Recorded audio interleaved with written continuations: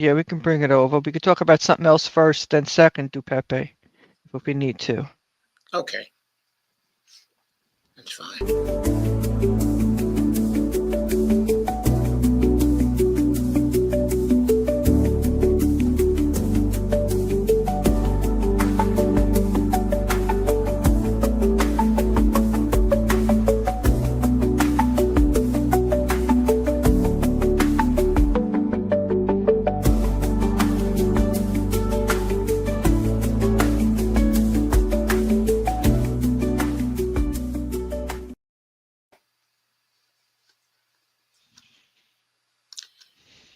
Welcome, everybody. This is Empowering Democracy.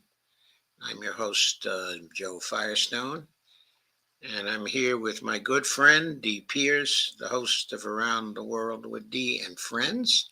How are you, Dee? I'm doing fine. I'm happy to be here.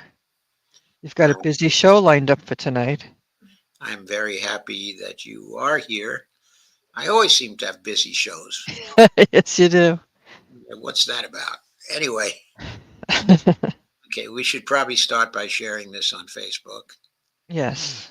and elsewhere. So let us do that. And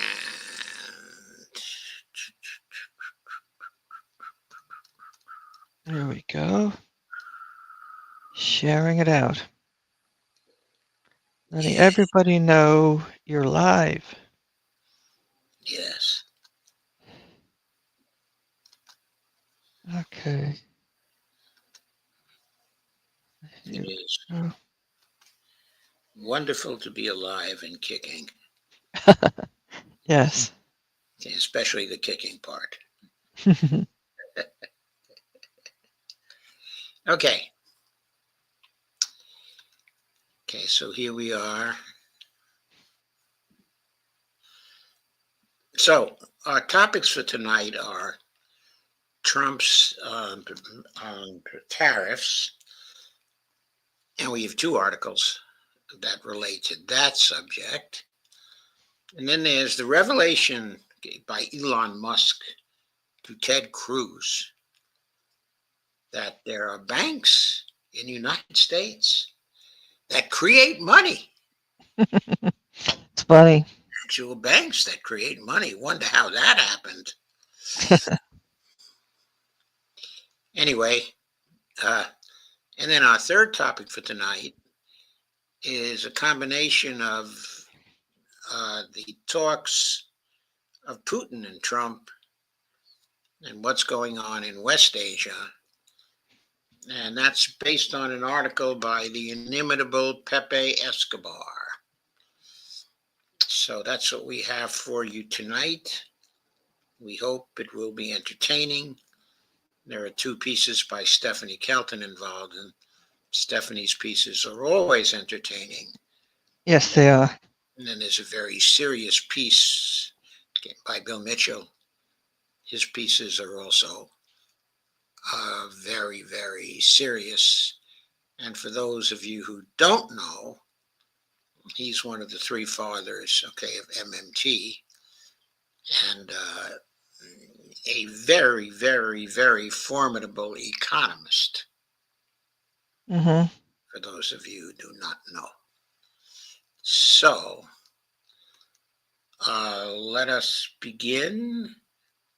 We have the Earl of Laurel here already. Okay, and Evelina Pontus here. Hello, Evelina. Hello, Evelina. Good. Hello, Earl. Good to see everybody.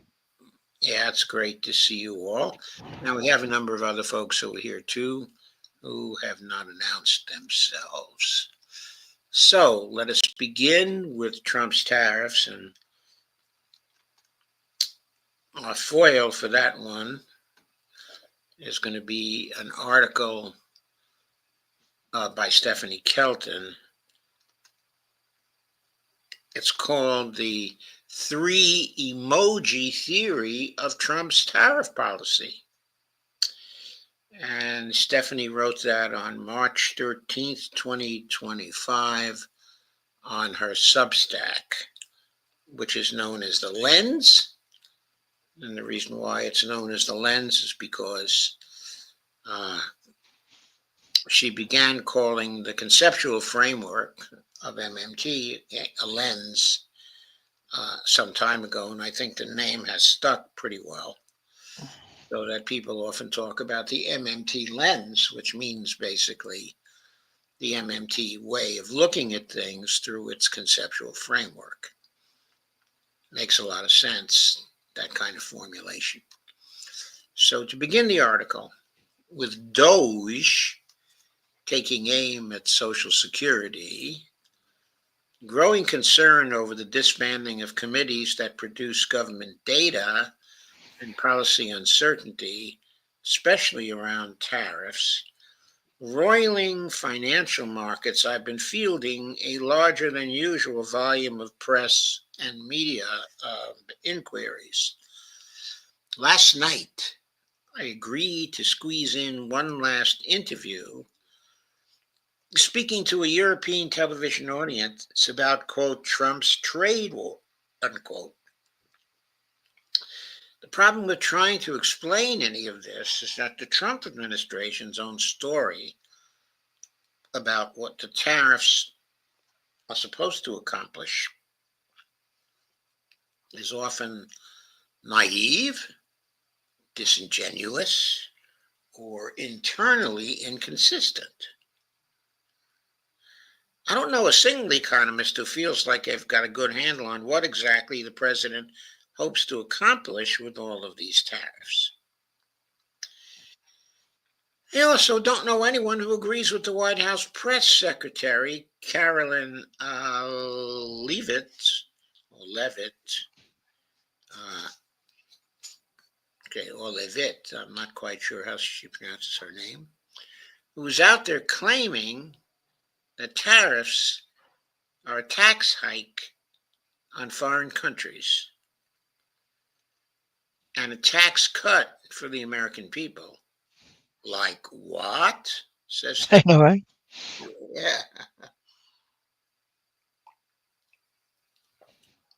She then goes on, I'm sure you can find someone with an econ degree running around saying this kind of stuff.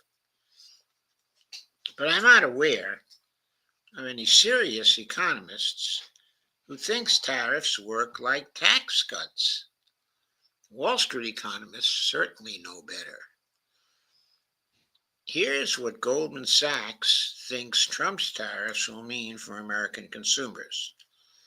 According to their estimates, foreigners pay 15%, the U.S. importers, the importers, and intermediaries pay 15%, and the U.S. consumers bear 70% of the burden of the tariffs in the form of higher prices. Now, notice Stephanie's very clear about that.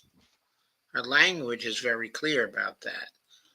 There's a burden from tariffs, and the Goldman Sachs people break down the burden 15% for foreigners, 15% for the intermediaries, and 70% for consumers in the form of higher prices.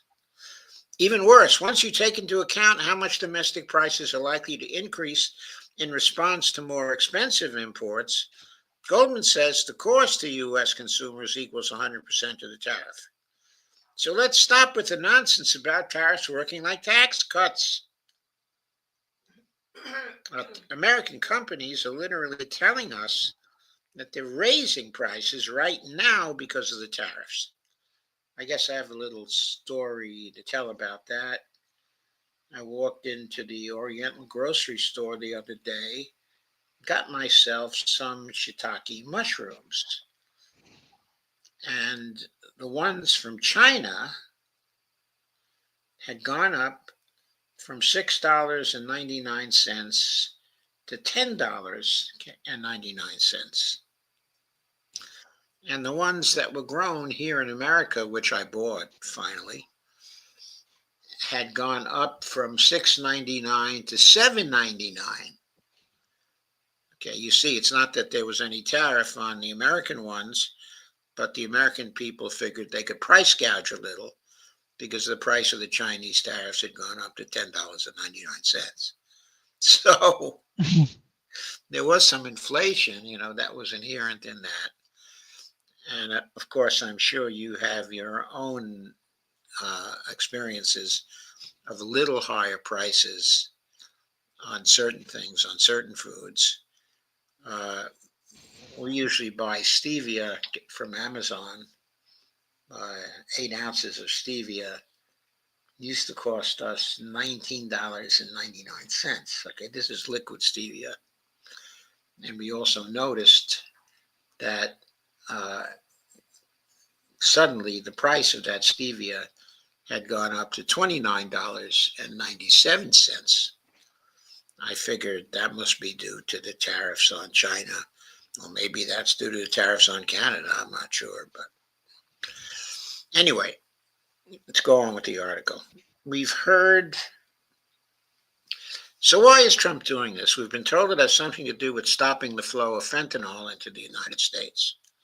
We've heard that it's a cudgel to stop illegal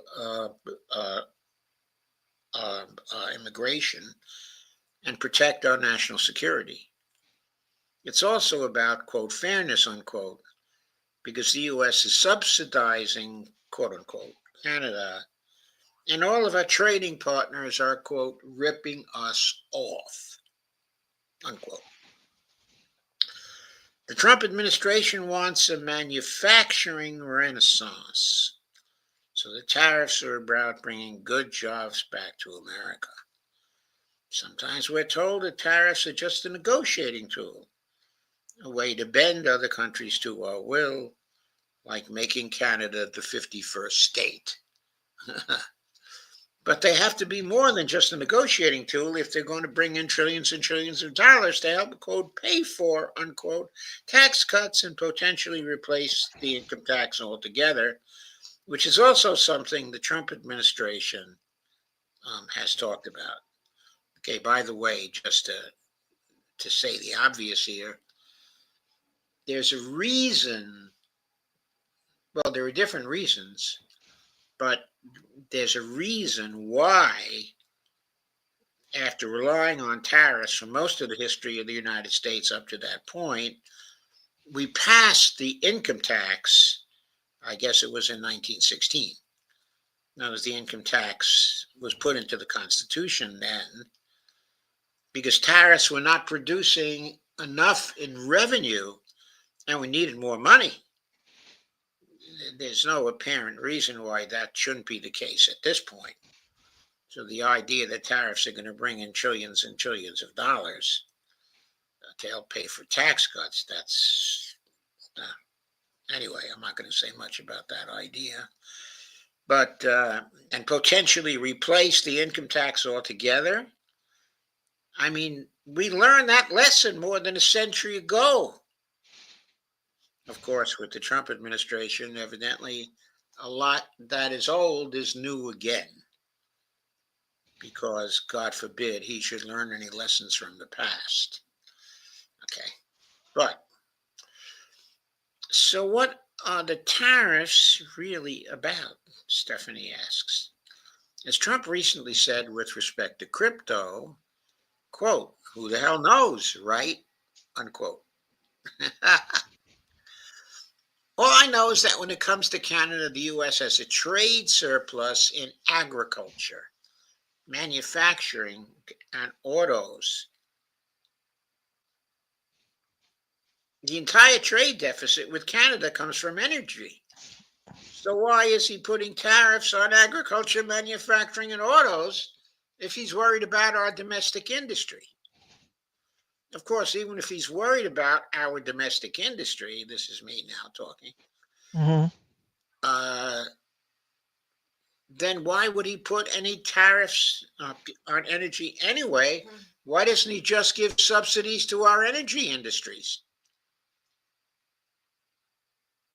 That will strengthen the energy industries if that's the objective. So why does he prefer tariffs to subsidies? I mean, tariffs just cause wars. Tariff, Mm-hmm. tariff wars, they cost. And then everybody gets miserable. And history shows that also.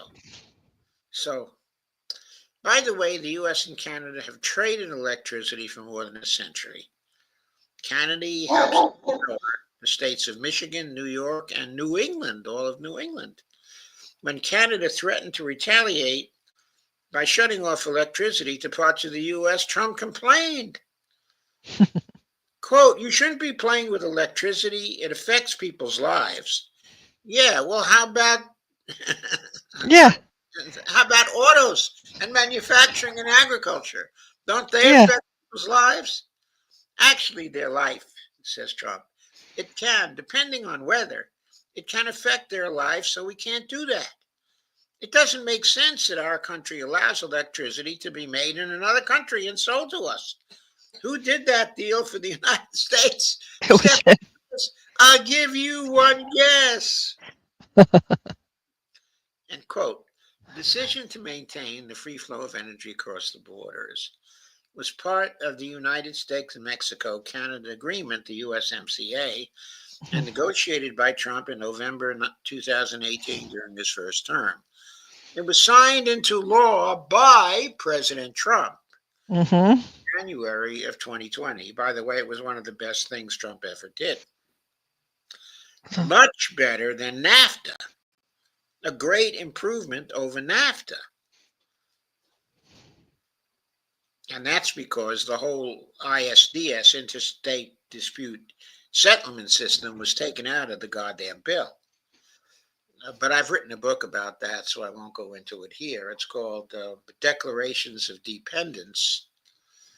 And what it talks about is the tyranny of the trade agreements.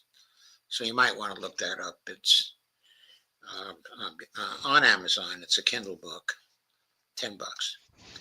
Anyway, the whole trade fight with Mexico and Canada is basically President Trump saying he doesn't like the trade deal that he negotiated.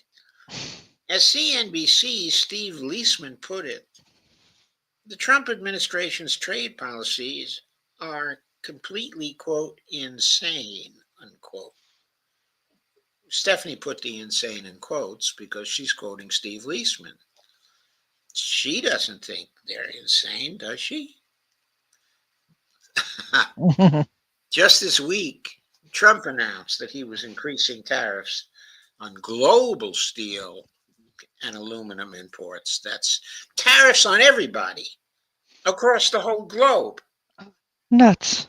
Canada retaliated with 25% tariffs on more than $20 billion of U.S. goods, which will hurt American producers. Yeah, they put a 25% tariff on bourbon whiskey from Kentucky, which has been taken off Canadian shelves. We've seen videos of that. They're taking the American whiskey off the shelves. Oh, my God. Mm-hmm. Kentucky is poor enough as it is. It's one of the poorest states in the country. It doesn't need to have its bourbon whiskey taken off the shelves in Canada. But of course, okay, it is a red state. It did vote for Trump, so a little shade and fraud here. And then Europe got in on the fun, responding with tariffs on 28 billion worth of US products. Not to be outdone, China slapped heavier tariffs on American farm products. It's a global trade war, and it's going to cost the US consumer a bundle. Mm-hmm. How much? The Peterson Institute, this is the Peterson Institute of International Economics. Okay, the PIIE. Okay, there are a number of Peterson Institutes, so that's why I clarify that. That the steel tariffs alone will cost U.S. consumers and businesses in aggregate $900,000 per year for every one job that is saved or created in the steel industry. Wow.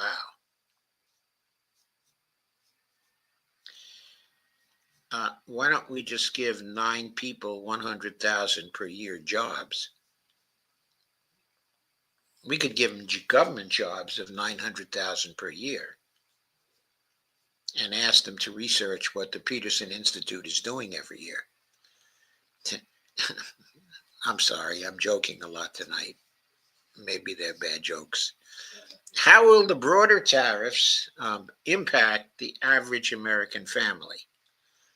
Kimberly Clausing of the Peterson Institute says they could cost the typical family as much as $2,000 per year. No, I'm really looking forward to that. On the revenue side, she thinks it's naive to believe the tariffs will bring in 1.5 trillion over the next 10 years. By the way, that's only 150 billion a year on the average. So that's really chicken feed. That's not going to pay for the tax cuts. Okay. That's because some of the more optimistic estimates don't factor in the risks of an economic slowdown. And remember, the last time we had really big tariffs going on, they were a major factor in causing the crash of 1929. And remember, Republicans are trying to extend the 2017 tax breaks and push through some additional tax cuts. Yeah, they want to do $4 trillion in tax cuts altogether. If you think those tax cuts will deliver a windfall that will more than offset the high cost of the tariffs, and most Americans think again, the Institute on Taxation and Economic Policy estimates that only those in the top 5% of the income distribution will actually come out ahead. I'm surprised it's that many people who will come out ahead, because I think Trump is only interested in having the top 1/1000th of 1% actually come out ahead. Anyway, this graph here tells us who's going to come out ahead and who's going to come out behind if there are 20% tariffs and 60% for China. And then there are some other things that are going on here too, like corporate rate reductions, exempting certain types of income, 2017 tax law extensions. The tax law extensions are particularly interesting because for the poorest 20%, tax cuts will have a negative effect of minus $110 per individual. For the second 20%, it's minus $510. For the middle 20%, it's minus $1,020. For the fourth 20%, it's minus $1,600. For the next 15%, it's minus $3,610. For the next 4%, minus $16,630. And for the richest 1%, it's minus $80,680.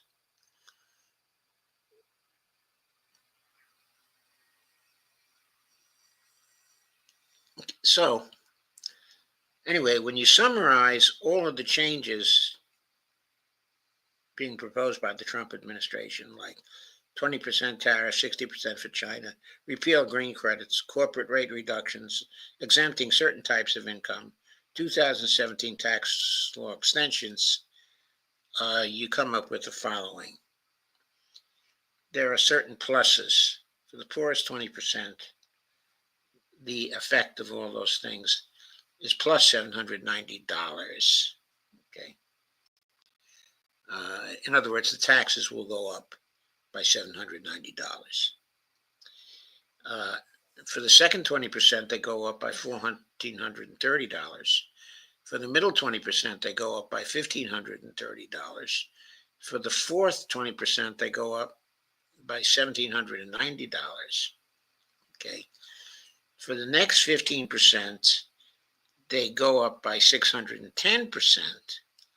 For the next 4%, they go down by $7,160. And for the richest 1%, the taxes go down by $36,320. So that's what all those changes are about. For more on the political, I'm sorry, that's the political, let's see. Average tax changes from Trump's tax proposals by category in 2026. That's what that table showed as a bottom line. For more on the political and economic impacts of the tariffs, you can listen to Clausing's conversation with Ezra Klein, which I found thoughtful and engaging, though it's missing the MMT lens on trade. Near the end of the episode, they grappled with the question, why is Trump doing this? Clausing described the tariffs as, quote, misguided, unquote. Ezra called them, quote, dumb, unquote. Leisman says they're, quote, insane, unquote. It doesn't really work on television, but I can sum up my stance on the trade war in 3 emojis, says Stephanie. And you can see on the screen here, because I'm sharing this article with you, the first emoji is that of a bat. The second emoji is a pile of shit. And the third emoji is one of those funny faces sticking out a tongue with the eyes and the face very lopsided. The way I interpret these 3 emojis is bat shit crazy. That sums up Stephanie's stance on the trade war. Bat shit crazy. Any comments, Dee? She was right on point. What can you say? Yes. You wonder what, our reality right now. Yes. You just have to shake your head.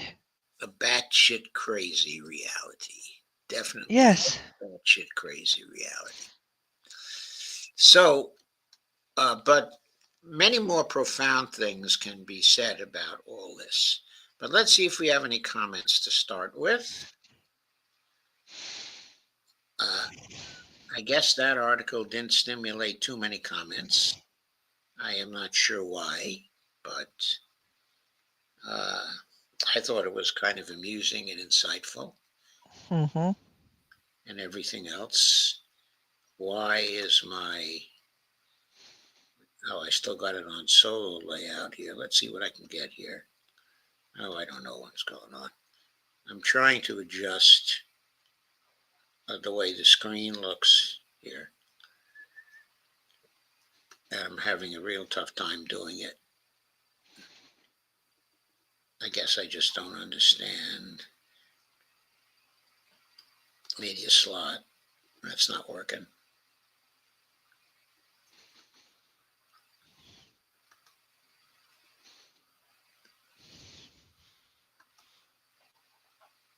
I could shift this up to full blown, but somehow I can't do what I need to do. I don't know why.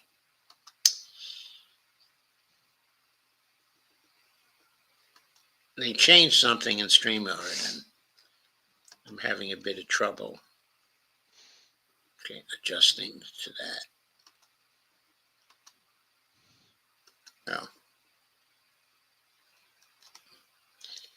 Maybe if I push Control Z, everything will be all right. Nope. Okay. So we don't have any comments. So I'm going to stop the screen on that article.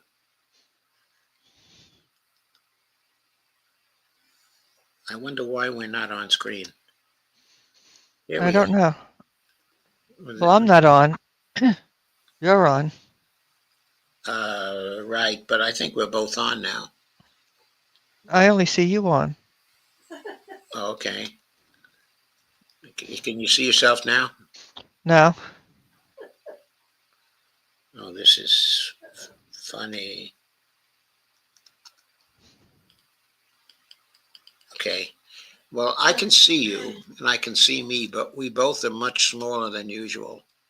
even on the full screen. Can you see yourself now? No, I'm showing off screen. I'm in the, in this. I'm not. I guess I'm back in the studio. It shows me back down there. I'm sure you're not back in the studio, but can everybody see D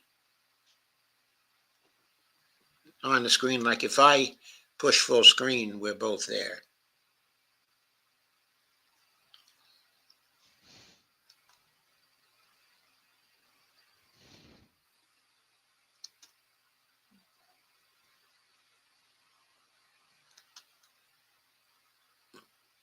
No, I see. I just did something that puts me on the screen only.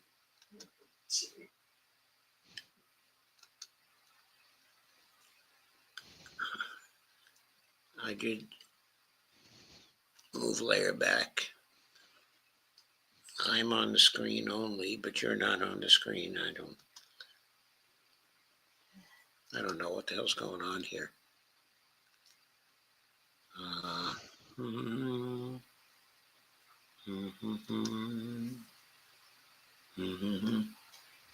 going out of the full screen again, seeing if I can.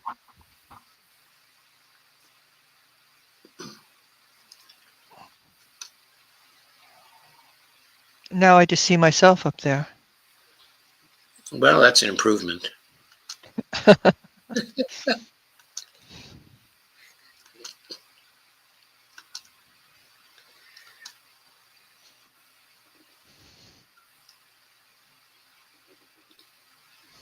Discard changes. Oh, now you're up. But I don't see you. Now I see you. Now I see us both. Yeah, we're getting an improvement now. Okay, that's back to normal. I think I finally got us back to normal. Mm-hmm. Oh, I'm such a genius when it comes to computers. I'm kidding. I'm very ham-handed when it comes to them. Anyway, here we are. So at least we can see ourselves. That's an improvement. So Steve Wolfbrand says, hi, Earl. Okay, so let's get on with the stream. The second piece is on tariffs also. And it's from Bill Mitchell.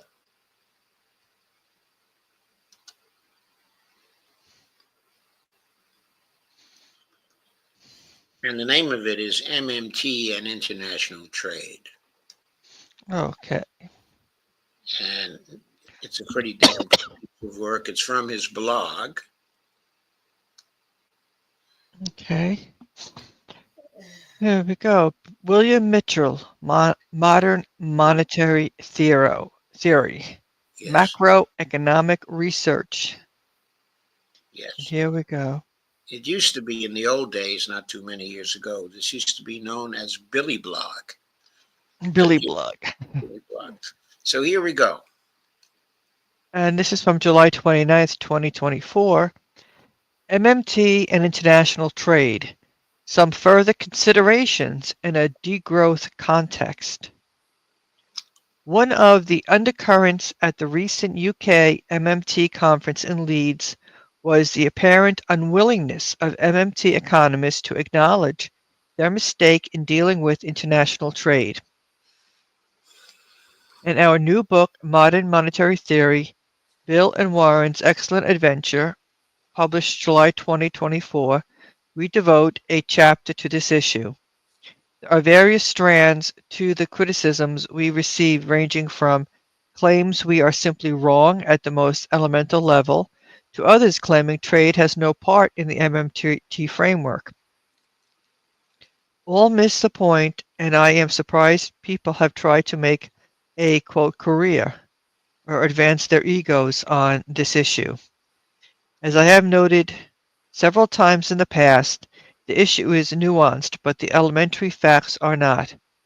I am now working on a section for my new book with Dr. Louisa Connors on, quote, degrowth and system viability from an MMT perspective, And so I am linking the trade aspects of MMT with this narrative to provide further clarification of how nuanced this area of discussion can be.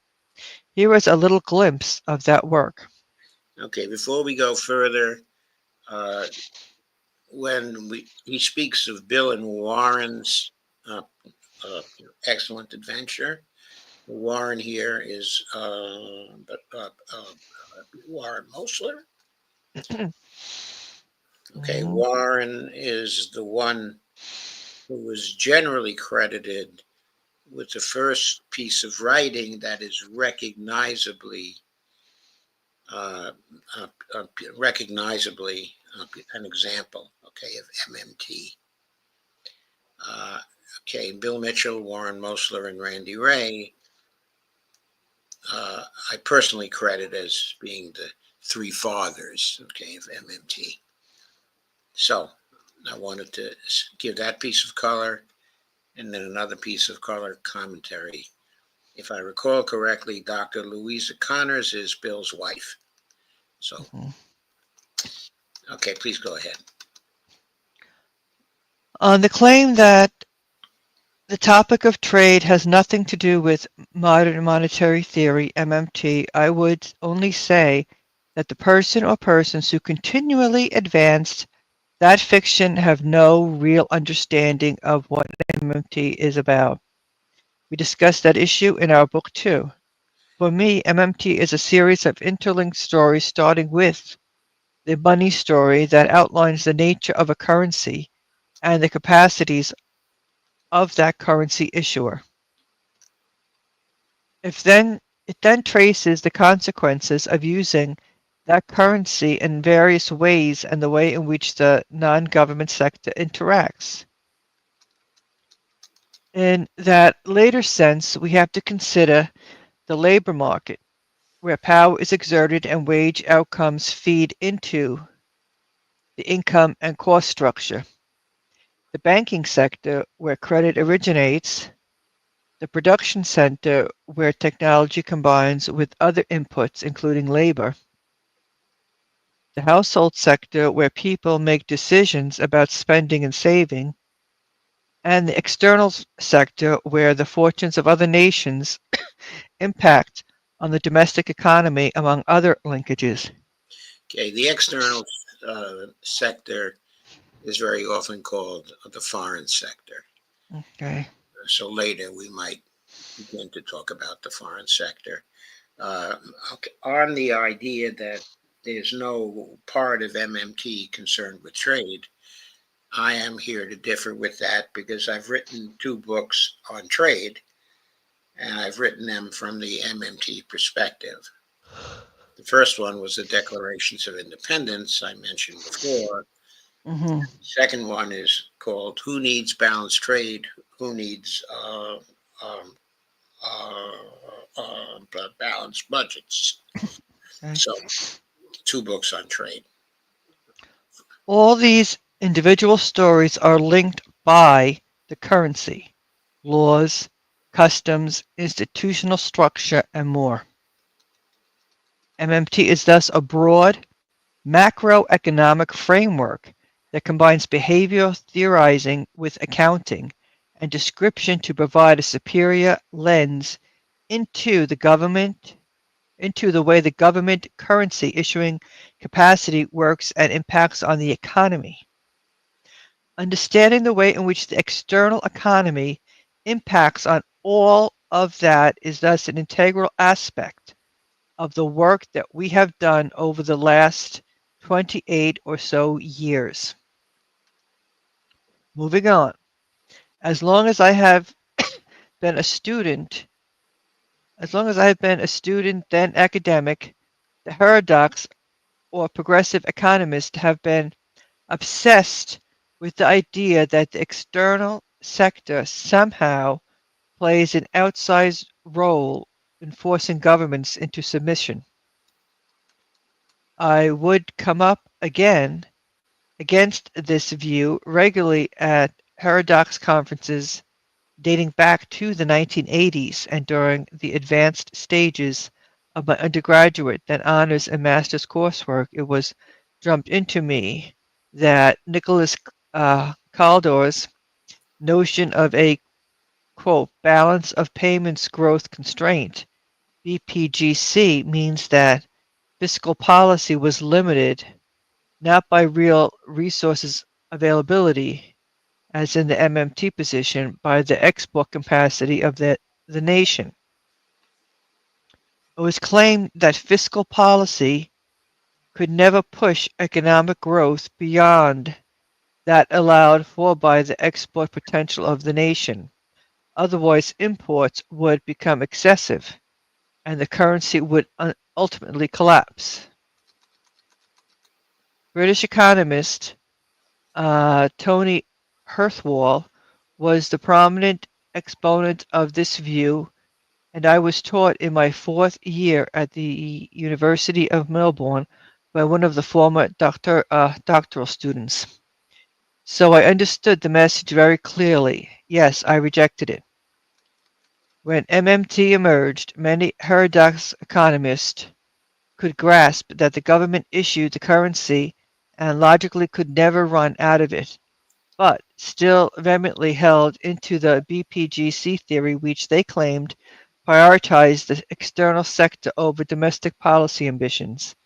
And of course, I had grown up in a small open economy where the mainstream economists almost uniformly claimed that the current account deficits were dangerous and would be punished by currency investors and/or cause inflation.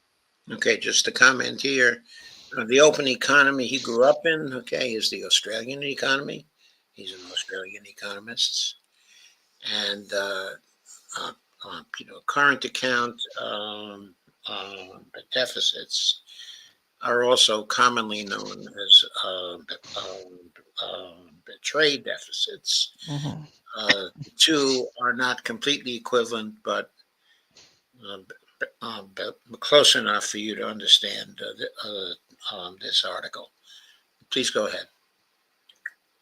In my master's coursework, I was taught by one of the prominent characters advancing the claim that current account deficits were dangerous and unsustainable because ultimately the currency would collapse.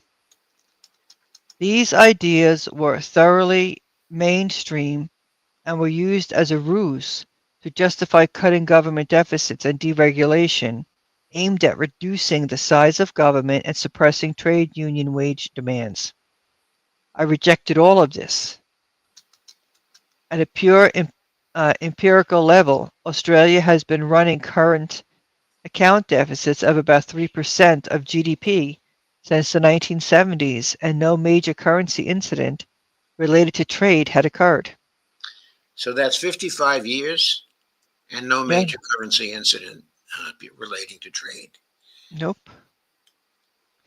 That alone suggested there was something amiss with this BPGC theory.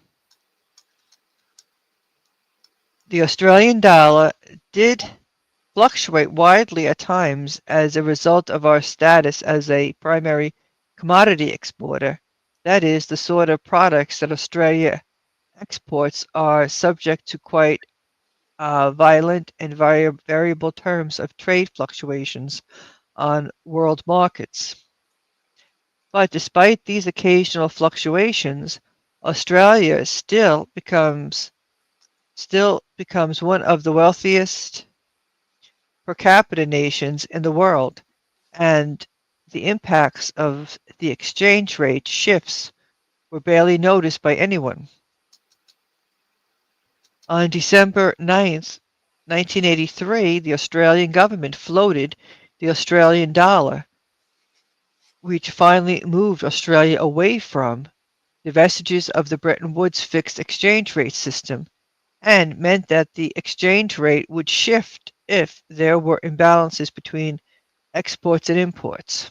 Okay, so just to clarify, when he says that the Australian government floated the Australian dollar, Mhm. what that means is that it did nothing to stop the Australian dollar from freely flowing in Mhm. currency exchanges. freely floating in the international market for currency exchanges. Okay, it had been frequently policy for nations to try to fix the rate of uh, uh, the rate of exchange, okay, in international trade, um, of their currency compared to other currencies. Please go on. The earlier decision to reduce tariffs had also meant Australian consumers could purchase better cars and electronic equipment that were cheaper to import than to make at home. I was still a university student during this period, and it was obvious to me that an external deficit represented a material advantage to Australian consumers. And while the preference for our exports might change, a nation that could import more than it had to export should take advantage of that situation for as long as it persisted. That was the basis of my later perspective on trade, which Warren and I weaved into the MMT framework in the 1990s. The modern in MMT relates to the new era of fiat currencies that emerged after the Bretton Woods system of fixed exchange rates, which had been in place since 1946, finally was terminated with the Jamaica Accords in 1976, following a period when the Smithsonian Agreement had tried unsuccessfully to restore the system after President Nixon has closed down the US dollar gold convertibility part of the system on August 15th, 1971. So here I have to explain that uh, since 1946 and thereafter, the United States had committed, okay, in international trade uh, uh, uh, um, to exchange a dollar uh, for an ounce of gold at a fixed rate of $35 an ounce. Okay, we stopped that in 1971 because some foreign nations, actually, most notably France, okay, were coming to us and asking us to convert their dollars to gold. Mhm. Okay, and so our gold stocks were going down, rather precipitously.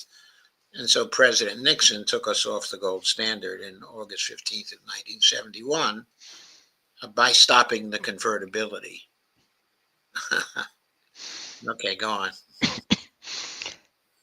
The end of convertibility marked the beginning of the fiat monetary system, characterized by the use of non-convertible state money. It was now clear that the currency issuing government faced no financial constraints on its spending.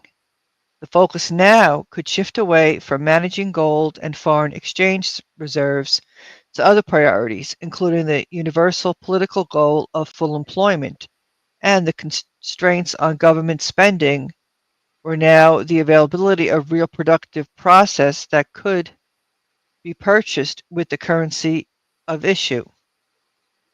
That was a major shift. What were you going to say, Joe?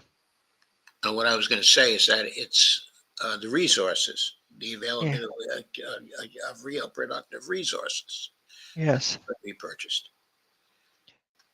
Please go That on. was a that was a major shift, and MMT is the only body of work that recognized it as such and is built upon the understandings that arise from that shift. Mainstream economics still relies on notions that were developed under the fixed exchange rate system, where the external sector constrained what could be achieved domestically by government.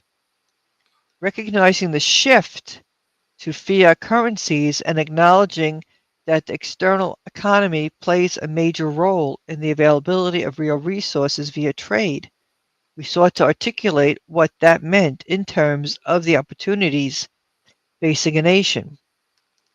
The starting point is the notion that nations produce to consume, and that they trade to increase their respective consumption possibilities.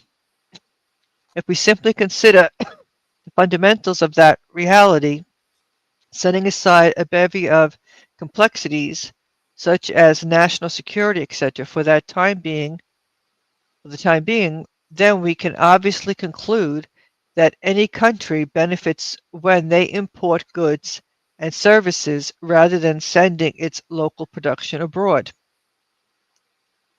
This is the starting point of the MMT perspective. Exports Constitute.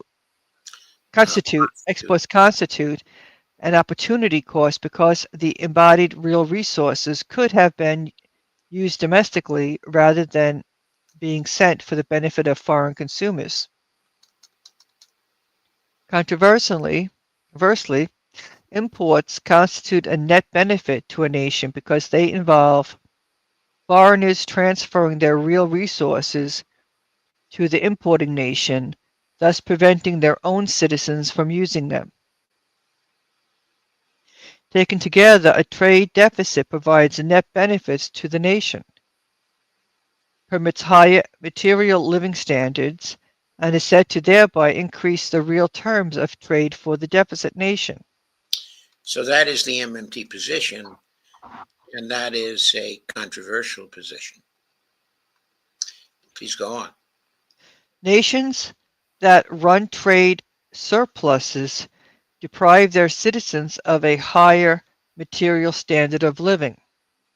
Either they are being underpaid, under-consuming, and or working longer than they must, which are consequences of reductions in real terms of trade. Okay, so let's Why stop. then would a nation want to export? Okay, let's just stop there for a moment and notice that the United States used to run trade surpluses habitually after the end of the Second World War. And then sometime, I believe it was in the 1990s, the terms of trade for the United States uh, uh, changed. And from then on until now, in every single year, we have run a trade deficit. Okay, the trade deficit varies from roughly 3% of GDP to as high as 6 to 7% in some years. But in MMT terms, we have had trade deficits that provide net benefits to the nation uh, for probably over 30 years now. Please go on. The answer is to generate benefits that are otherwise unattainable, given their domestic resource base. Thus, the export cost can be seen as an investment to allow imports that expand their domestic consumption possibilities. It is these fundamental observations that seem to rank with some people to the point they make videos and give presentations saying that MMT is wrong or a pack of lies or whatever. At the level I have just presented the narrative, I am amazed by these criticisms. It is self-evident that if you have something at your disposal and you hand it to another nation, then you have incurred a cost. And if that other nation hands you something that they have declined to use themselves, then you have gained a benefit. A trade deficit means that foreigners have given up more real resources, inputs, final goods than they have received in return. Pretty simple. I don't want to go deeply into the BPGC issues here. We can read a working paper I wrote in 2022 to be published soon in a book on the debate, MMT and trade. Basically, the proponents of the BPCG idea assume that there must be a trade balance and a constant real exchange rate.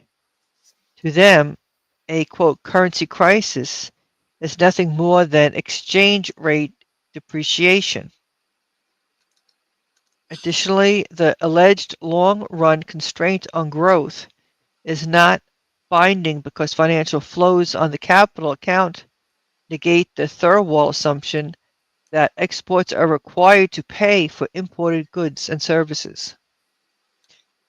In other words, a nation could record permanent trade deficits without degrading its currency if the surplus nations desire to continue building their foreign exchange reserves accordingly.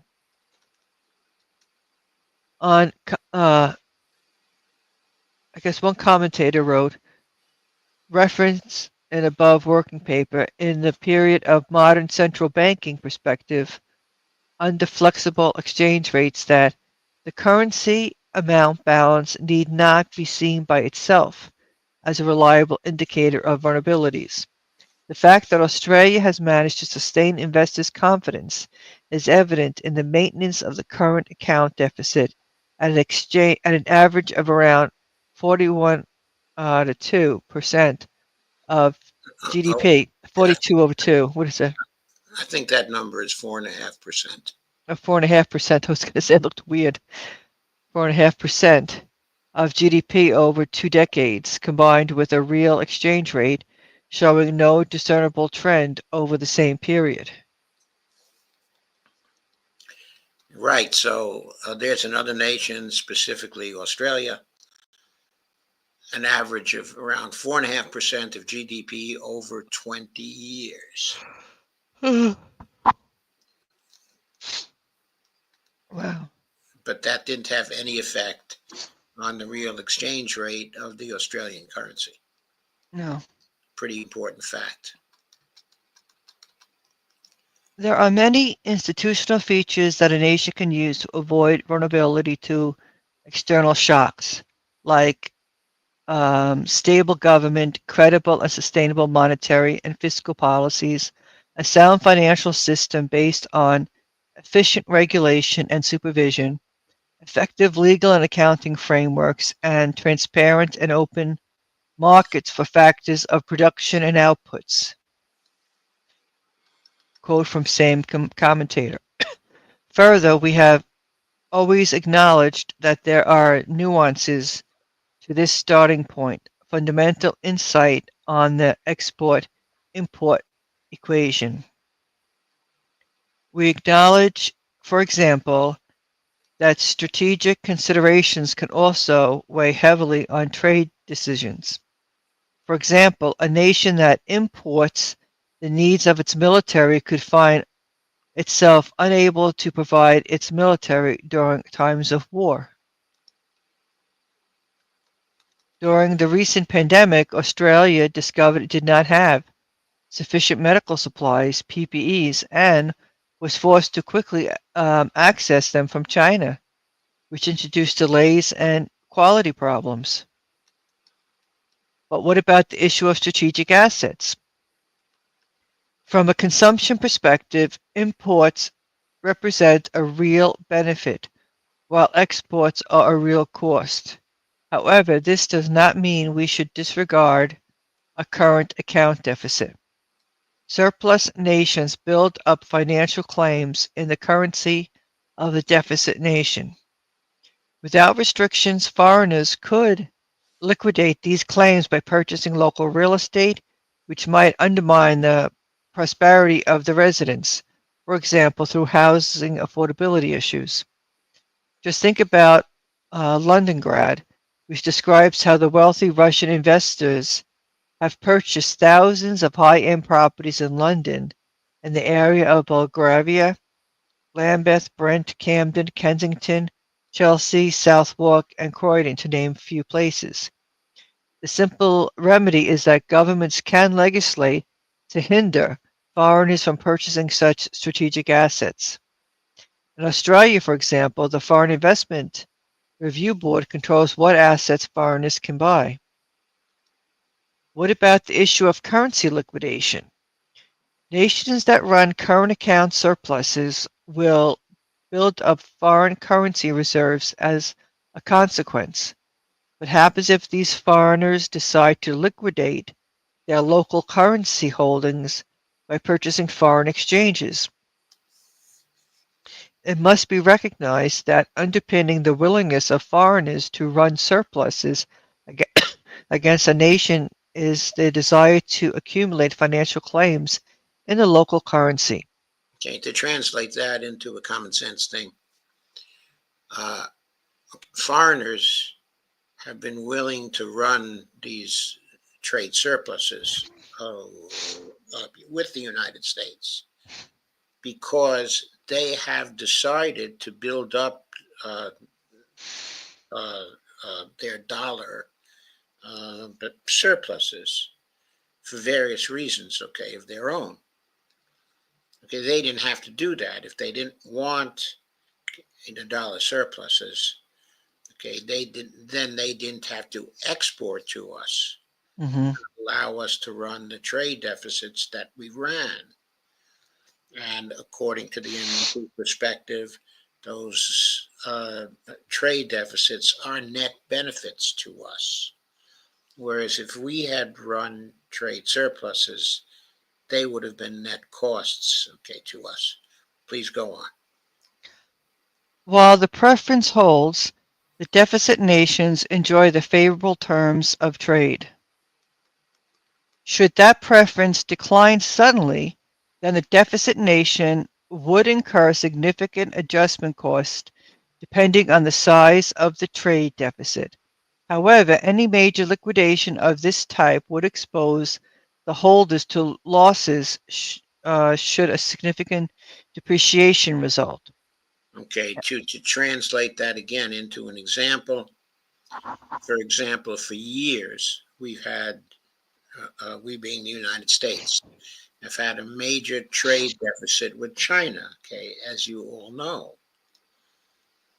Okay, uh, okay, now, was it possible for China, or would it have been a good thing for China to dump our dollars, okay, suddenly, okay, to because they no longer wanted, to accumulate any dollars? Well, then they would have run into the problem, uh, okay, that the value of the dollar would have depreciated in international trade. Since they were holding all kinds of dollars, that would mean that they would basically lose money on those dollars. In other words, for them to get rid of the dollars, it's beneficial for the exchange rate of dollars to be high. Okay, but there's no incentive, therefore, for them uh, to dump a whole bunch of dollars all at once, because that is going to depreciate, okay, the value of dollars and hurt their very large holdings, okay, of dollars.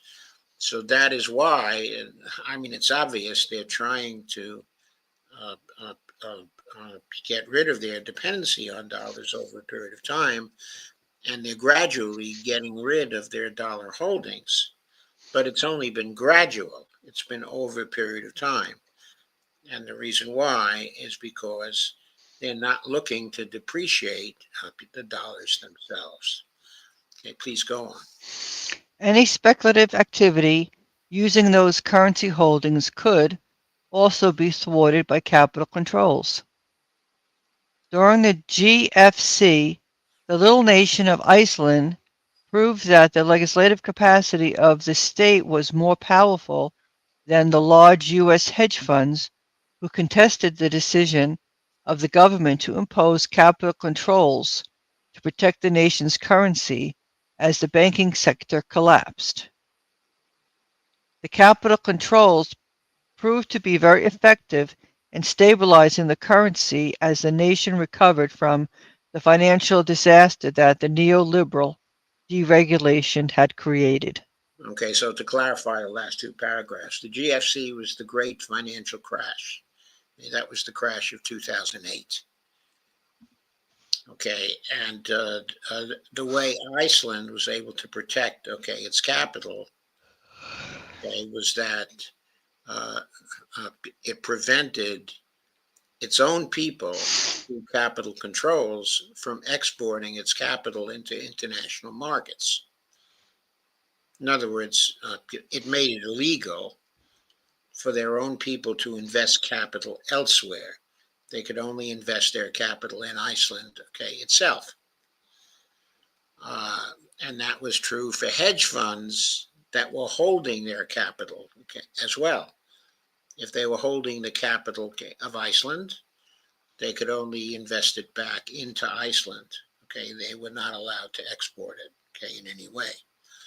So, as the next sentence says, those capital controls proved to be very effective in stabilizing the currency as the nation recovered from the financial disaster. Okay, please go on. What about the issue of political influence? Most problematic Hmm. would be the situation where the foreign interest use the financial clout to influence the outcome of legislation or manipulate the media to accomplish goals that are not consistent with national well-being. There is no reason a nation has to accept such manipulation. Legislative restrictions on campaign funding and media ownership rules could prevent such problems. What about the use of deindustrialization? It is also argued that the persistent external deficits are associated with deindustrialization, loss of manufacturing capacity, which has the consequences that our high-skilled, well-paid employment declines, undermines research and development, and suppresses productivity growth and innovation, and renders the nation dependent on imported goods and services. The traditional case for protection of the manufacturing sector against import competition, the so-called infantry industry argument, was based on the need for self-reliance in the event of war. An MMT understanding allows us to appreciate that there would be no financial impediment for a government building national industries, funding research and development, providing first-class universities and apprenticeship training, and the rest. If a nation with its own currency closes its manufacturing sector, cuts career public sector jobs, and relies on low-paid and precarious service sector jobs for employment creation, then that is a political choice that the government has taken and has little to do with running external deficits. Okay, so Now, pretty clear. okay, yeah. Now let's turn to the degrowth question. The exports are cost imports are benefit narratives simplifies a complex set of considerations. Okay, let us stop here because it is 9:11, and you have to get over to start, on your show. Yes, so Okay, I so, will. I will continue, with the rest of this article. Okay, Okay. I will come over to your show, and there we can take on the second of Stephanie's posts. Yes, And the we could Pepe. take on the rest. Yes, we'll take on the rest over at my show. Okay, Okay. I'll see you over on your show, and I will take it up from here. Alrighty. Thank you. Okay, thank you. Okay, so let me continue with it then. Now let's turn to the degrowth question. The exports or cost imports. Um, uh, the exports are a cost and imports are a benefit narrative simplifies a complex set of considerations. These considerations are not the usual complaints raised by critics of MMT in this context, but they do bear on the work I'm doing on degrowth and environmental sustainability, and thus represent an advance on the simple MMT perspective. For a start, the simple perspective assumes a certain homogeneity across the product lines that are exported and imported. What do I mean by that? Think about Australia. The latest data from the Australian Bureau of Statistics International Trade in Goods, May 2024, reveals that 61.9% of the total goods exported by Australia are from the mining sector: coal, oil, gas extraction, metal ore mining, and uh, also non metallic uh, um, um, types of mineral mining and quarrying. A legitimate question to ask is, what is the opportunity cost to the citizens of exporting those resources rather than using them ourselves?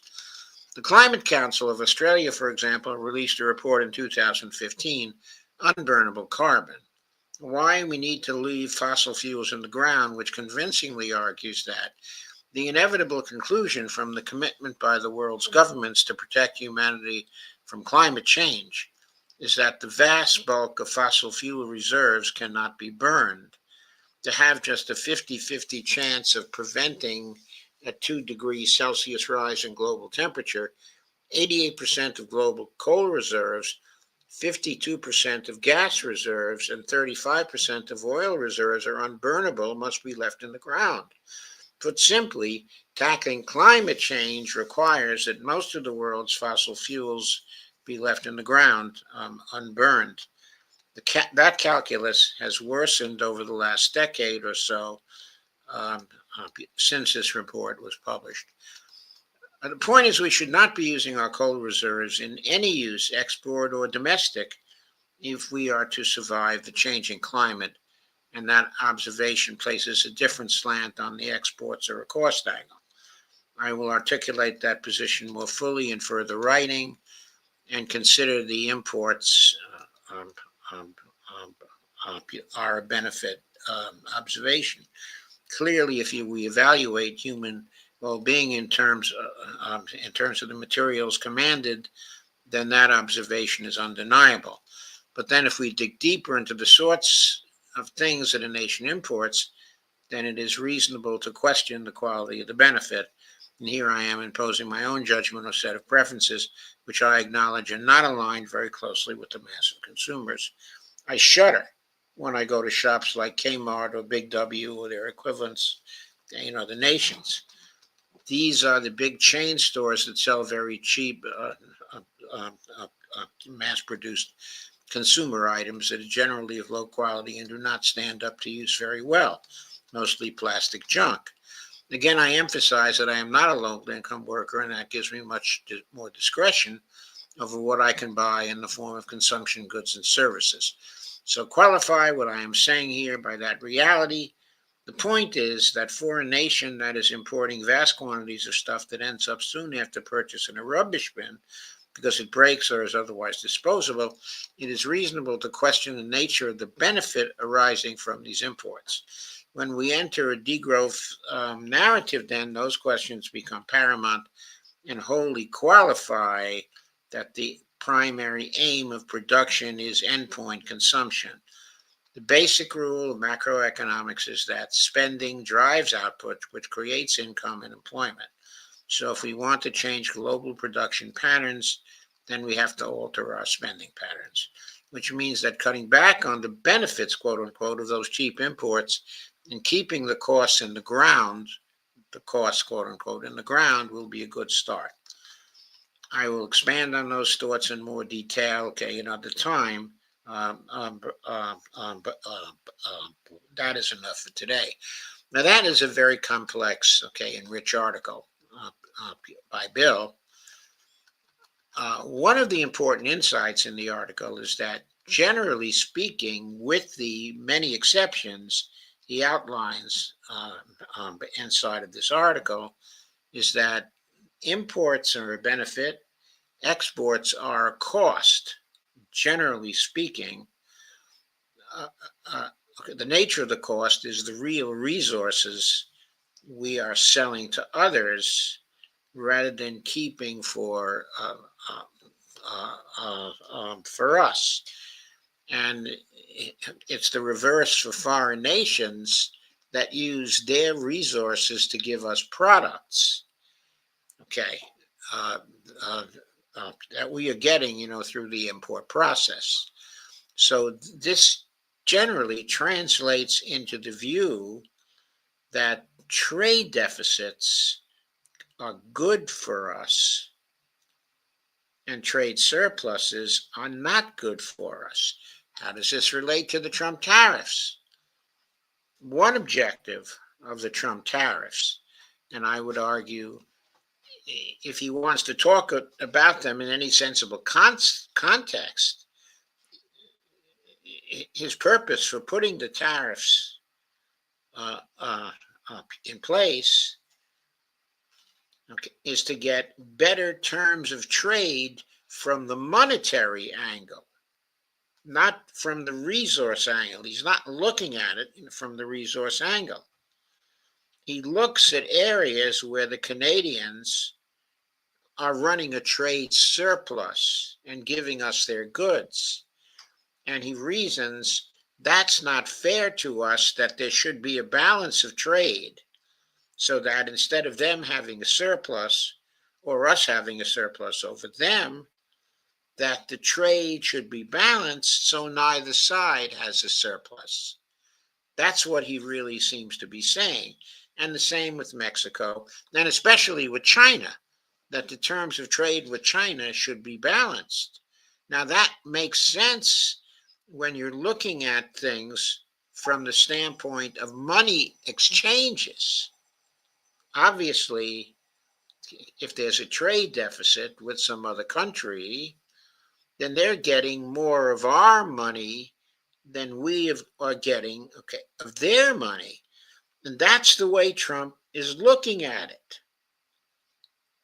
But the real central point is that when we're running deficits in trade, we're getting real resources or real products from other countries, real goods from other countries, and we're getting more value in real goods from them than we are giving to them.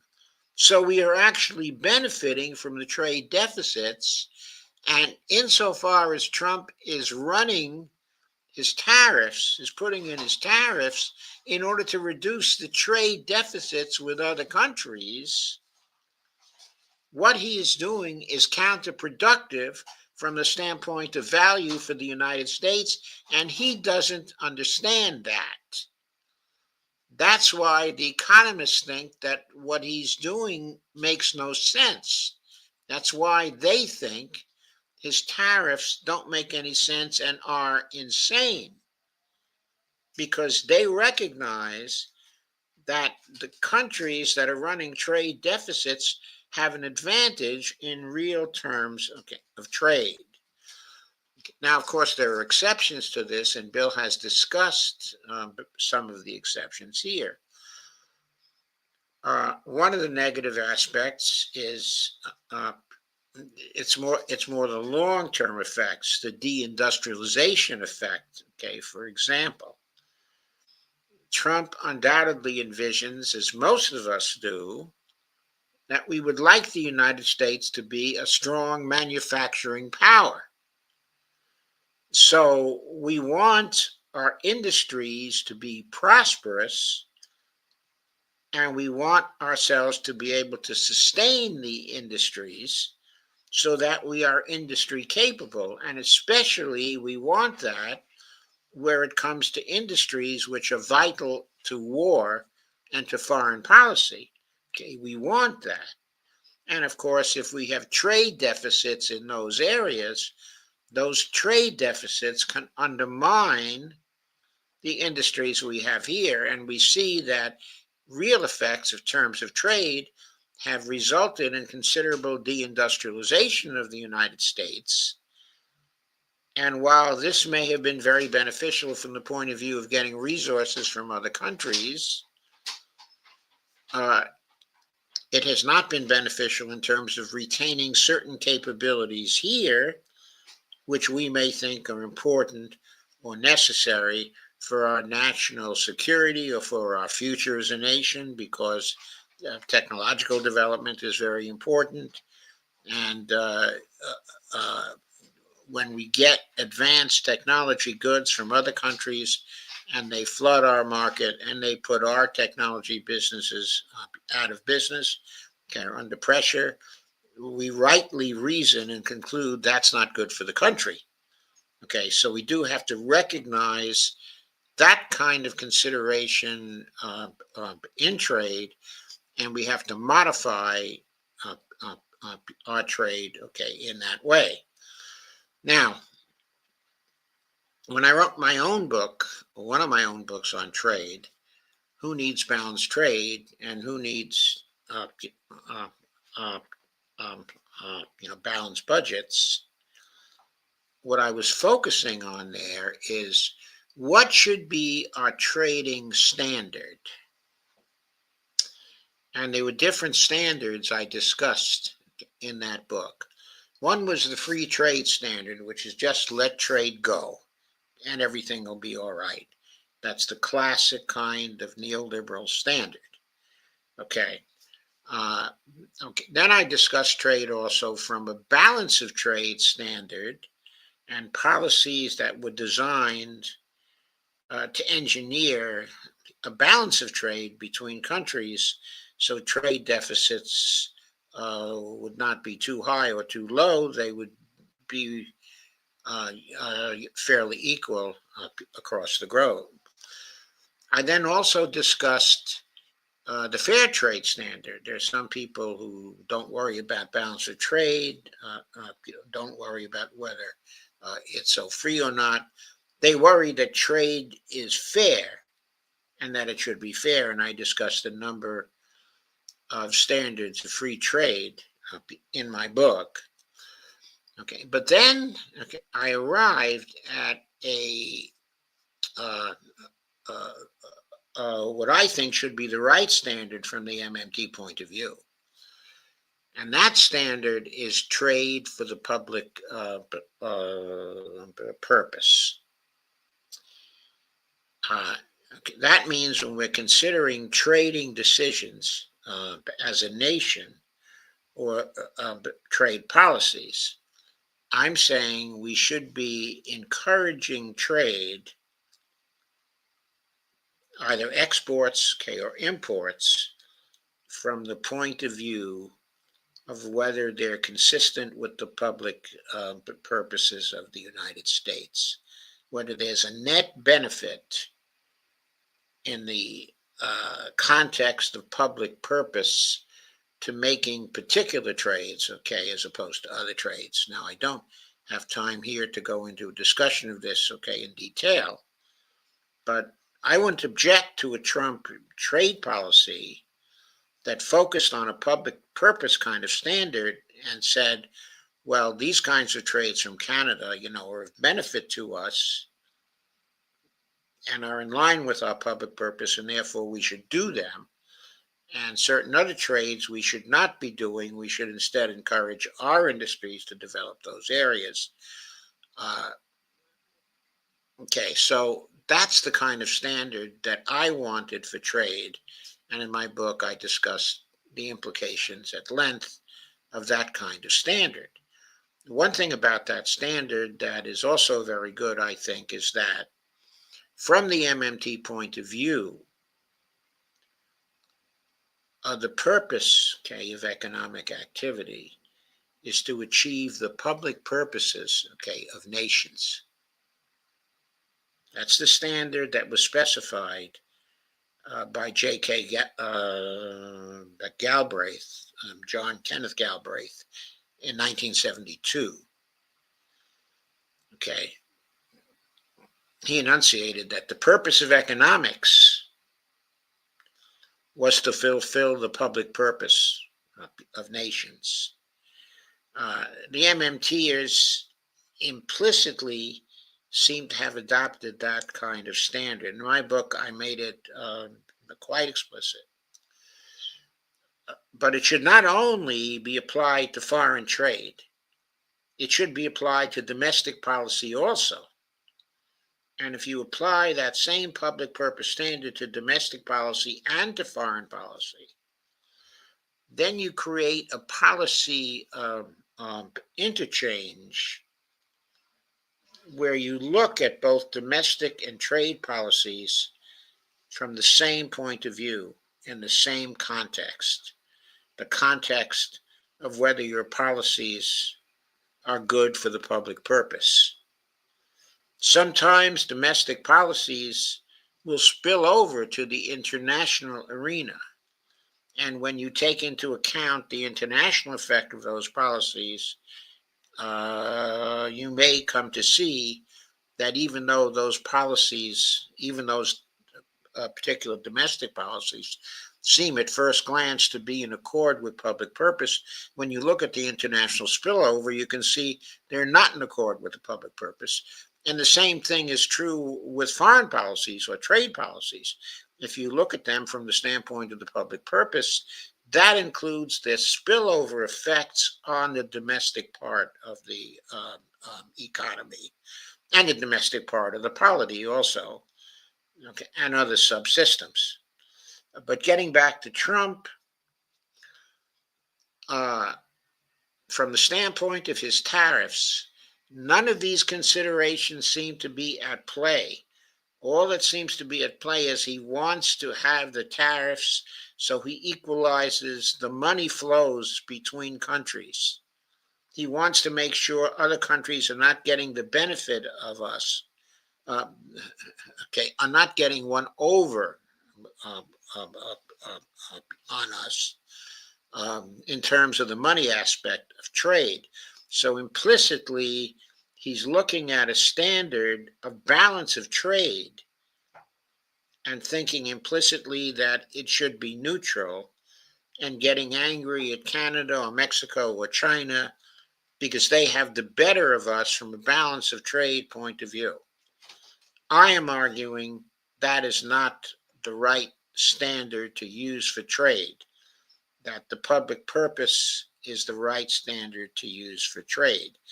Now, the MMT idea that generally speaking, exports are real costs and imports are real benefits, that has a connection to public purpose. It means that from the standpoint of the United States, we should not be unhappy if other nations are willing to export all kinds of things to us that are valuable things. Okay. And so that's why the tariff policies of Donald Trump do not make any sense. So that's all for me tonight. I am now going to get over to Dee's to help her. I will take on a few. What's going on here? Oh, this is real weird. This layout stuff is real weird here. Okay, so I have a few comments here. Evelina says, you're looking for a balance in general and particularly in trade. What we get with this president and prior presidents of late are lopsided policies. Well, as I say later, Evelina, Friar Steve says, ugh. I don't know why, but so Evelina says, you're looking for a balance in general and particularly in trade. But what we get with this president and prior presidents of late lopsided policies, at least it appears that way. Well, of course, I went into detail on this. And, as I say,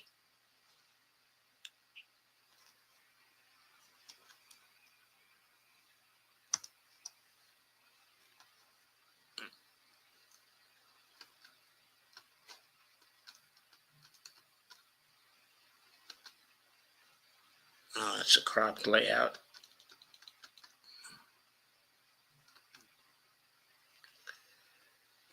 My layout is all screwed up on this.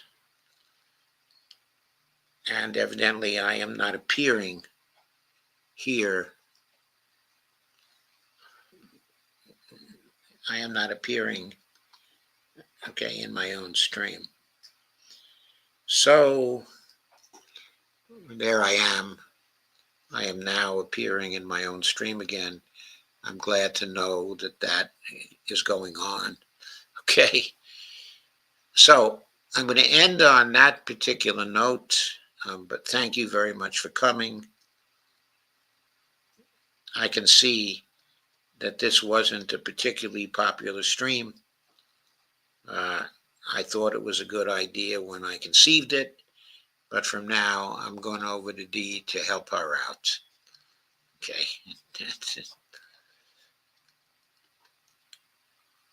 Oops. Yeah, I did it again.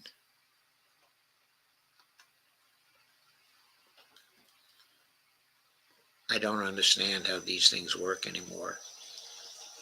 StreamYard added something new, and I am not aware of how it works.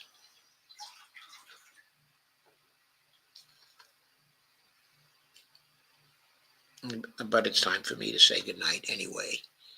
So I'm going to say goodnight and take care of these problems. Figure this out in time for my next stream. Earl says, I see you. Earl says, thanks for the stream. Hope you have a good night. Thank you, Earl. Hope you have a good night too. And I'm going over to Dee's, and I'll be going over Stephanie Kelton's second piece of the night there, and also Pepe Escobar as well. Those are both great things, and I recommend them very, very highly at you. So for you, so please come over to Dee's, and I'll see you there. But now I'm going to end this stream.